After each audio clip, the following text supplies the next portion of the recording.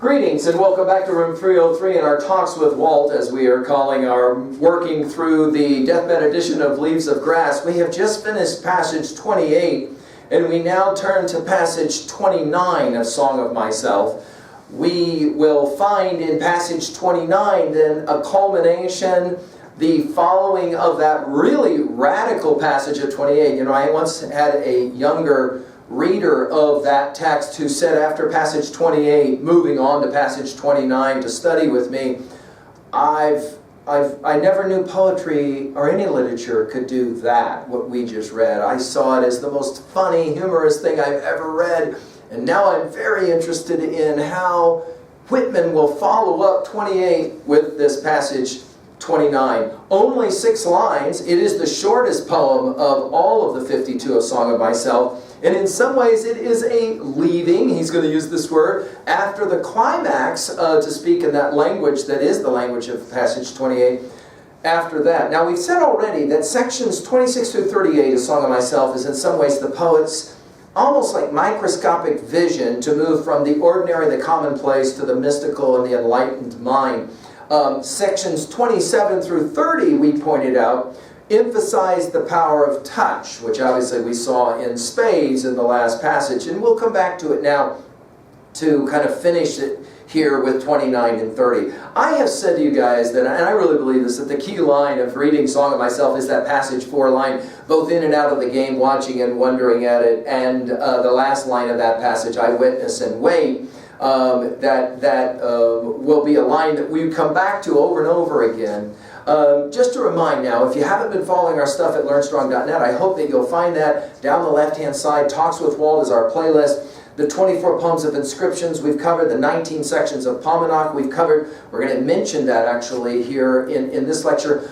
Song of Myself passages 1 through 28 we've now covered. But I want to go to passage number 3 of Song of Myself. Now we have said this before, that there's this echoing effect. Do you remember these lines from 3?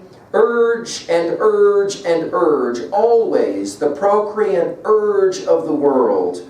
Out of the dimness opposite equals advance, always substance and increase, always sex, always a knit of identity, always distinction, always a breed of life. To elaborate is no avail, learn and unlearn feel that it is so. Now, I think that passage 29 needs to be read in context with this one.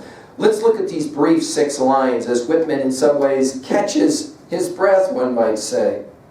Blind, loving, wrestling touch, sheathed, hooded, sharp-toothed touch. Did it make you ache so, leaving me?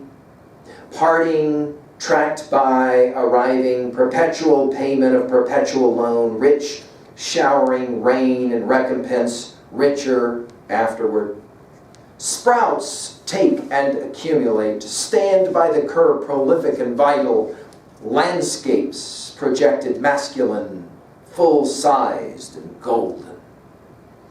Now I want to just point out what we said in our study of 28. The number of the words that end in ing, that ing sound, we heard it all the way through 28. We'll continue with some of this in 29. By the way, this poem, very much like the passage 28, remained in every edition of Leaves of Grass, all the way to the Deathbed edition, the words pretty much that he used in 55. The one addition here in 29 is what we have called in previous lectures those elided verbs, where he uses that apostrophe there and he will remove the E as in ED to give, again, the sense here, just an observation for 2B, to give the sense of some kind of capturing the American vernacular, the way, of course, that Twain, the contemporary of Whitman, will love to do it.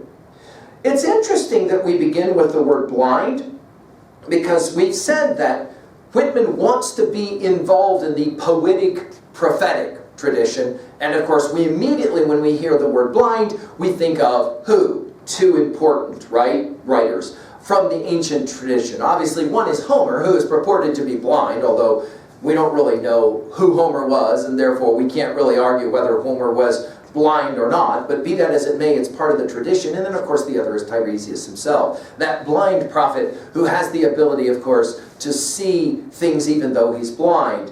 And so we begin with the word blind, loving, wrestling touch. Now again, these echoes start to resonate in the deathbed edition in ways that it didn't happen in the 1855 edition, because starting from Pomonic was not part of the 1855 edition. It is part of the deathbed edition. Hey, do you remember this from starting from Pomonic passage 15? With me, with firm holding, yet haste on. This firm holding, I told you when we met that line that we would come back to this with wrestling, notice here. Blind, loving, wrestling, touch. Now, obviously, we're referencing now what has just been described in passage 28. Sheathed, obviously, all kinds of phallic imagery here. Sheathed, hooded, sharp-toothed touch. Notice the repetition of the word touch. By the way, there were 2 exclamation points in the 55 edition of this set of lines, not just the one as it ends up. And then the interesting rhetorical, almost quasi-rhetorical question, maybe it's not rhetorical. Did it make you ache so, leaving me? Now, obviously, the question of you is just like the question of me and I in Leaves of Grass, and especially in Song of Myself, always problematic. Who exactly is it that he's speaking to? At the very end of the Deathbed Edition, Farewell My Fancy, we will be playing the same game again, where Whitman's speaking to himself, while at the same time speaking to others, namely, of course, you, the reader. And of course, this question of aching, this question of longing, right? The procreant urge that we heard earlier from part 3. And then, of course, Whitman loves this kind of thing with the use of the word leaving. Of course, it's called Leaves of Grass for a reason. We're going to come back to the grass and sprouts here in a little bit, so we're playing all kinds of games there. In other words, once it's the experience, the ecstatic experience is done. Once it's done, then what's left? Parting, tracked by arriving. Notice the cyclical element here. We think, obviously, of Lao Tzu, the Tao Te Ching, and the yin-yang symbol. We think about what we've already said in earlier lectures about Blake and his songs of innocence, songs of experience. Notice this constant returning, the perpetual will be the word he uses.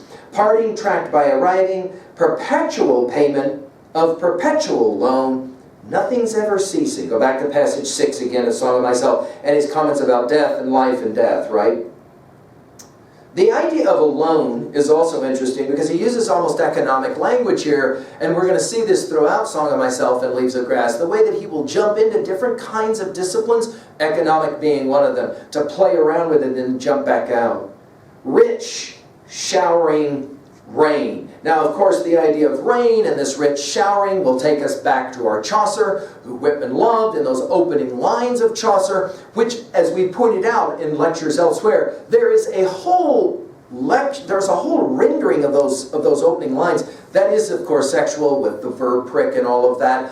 Notice the rain and the showering that will happen in Leaves of Grass, that will also be mirrored from Chaucer's Canterbury Tales, the prologue, the opening lines. Rich showering rain and recompense richer afterward. By the way, just read that line out loud several times and hear all the R sounds that are there. Rich showering rain and recompense richer afterward. In other words, things are only going to get better. I have said to you, and that's why I quote that passage 4, both in and out of the game, I have said, I cannot help but believe that Whitman is having an absolute ball writing these kinds of lines. He's having a hey-ho time. And as he's doing it, he's hoping that you will as well. So notice he'll play around now with the idea that once we have the experience, whatever you want to qualify that experience of 28, now we're going to have promises that more of the same is coming.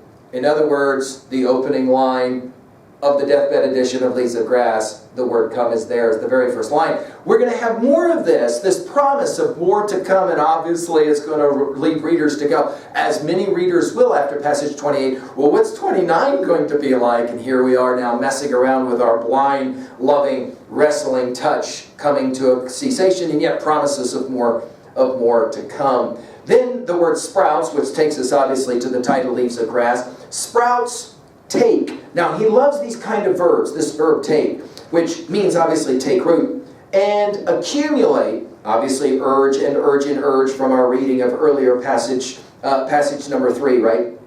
stand by the curb, prolific and vital. Now this stand is an interesting word. We're going to hear it, a stand of grass and the like. We're going to come back to it. I just want to point it out to you, though. I like to begin to do this as I've kind of been doing this already, but I've told you that passage 48 is in many ways Whitman's greatest statement of what his theology is, his religion. And he says it this way, and there's no object so soft, but it makes a hub for the wheeled universe. And I say to any man or woman, let your soul stand cool and composed before a million universes. Notice here, stand here, it's the grass. Stand by the curb, prolific and vital. Now, when we meet, when lilacs last in the dooryard bloom, we will meet this line of the leaves of the trees, prolific. This word prolific is a key word in our reading of Leaves of Grass, and the idea that there's always more coming. Now, the use of the word vital is as well going to be important, because it's always coming back again and again. I mean, all you got to do is just go through Leaves of Grass, and every time you get vital or vitality mentioned, mark it. You're going to be shocked at how many times you're going to see it there. So, in other words, what are we saying here? Well, the grass, which is, of course, a product of the rain that comes out of the dirt, is constant. It's everywhere. There's always more of it, prolific and vital. Obviously, he's making some projections of things to come. And then he uses the word landscapes. Now, this is a key word in our study of Milton. Go back to our study of Paradise Lost. We pointed out in that study of every book of Paradise Lost that Milton is borrowing the word landscape from the Dutch, landskap. And he will then use it several times in Paradise Lost in key ways. We're going to find Whitman playing the exact same game. In fact, in passage 46, we're going to hear this, my right hand pointing to landscapes, continents, and the open road, the public road. So we're going to be hearing this again, this landscape projected. Masculine is a key word for him, as is feminine. Full-sized and golden. Now these will of course be the manly grasses that we saw and encountered earlier, those prairie grasses starting from pomegranate, corn and wheat that are all obviously golden as well. So we're playing all kinds of interesting games about what grasses will constitute the key symbol of this creation, this urging creation, this procreant urge that obviously has already been with us from the very first word of Leaves of Grass, Deathbed Edition. Just to finish now at 2a. Well, obviously, we've now kind of almost sexualized the landscape. Everything is sexualized. Why? Because it is of the body. That is to say, it's about growth. It's about dynamism. And of course, artists and poets are always about growth, transcending and including. In 2b, we mentioned the elided verbs, the ing words as well. At 3a, our comparison to other titles, I think that what Whitman has pulled off here, in especially passage 27, 28, and now 29, is very akin to what Thoreau is doing in Walden. Go back, we've given lectures on every one of the sections of that to kind of hear that again. And as well, Emerson's essays, especially his classic essay, Nature Itself. But I want to mention here as well that Emily Dickinson has a great history of doing this, playing around with personification of nature, a certain slant of light, and any number of other titles come to mind of Dickinson's. Finally, at 3b, since we're talking about growth and sprouting and all of that, think of all the growth that has happened in your own life. I mean, maybe, for example, this study is a part of that growth. What for you is the most dynamic growth? Can you name it? Can you think about it? Can you write about it at all as being really important? And why is it so important in your life? And of course, how has it led you to truth? And to that degree now, we'll be ready to turn to passage 30 and to end this brief section on touch with the question of truth. Thank you.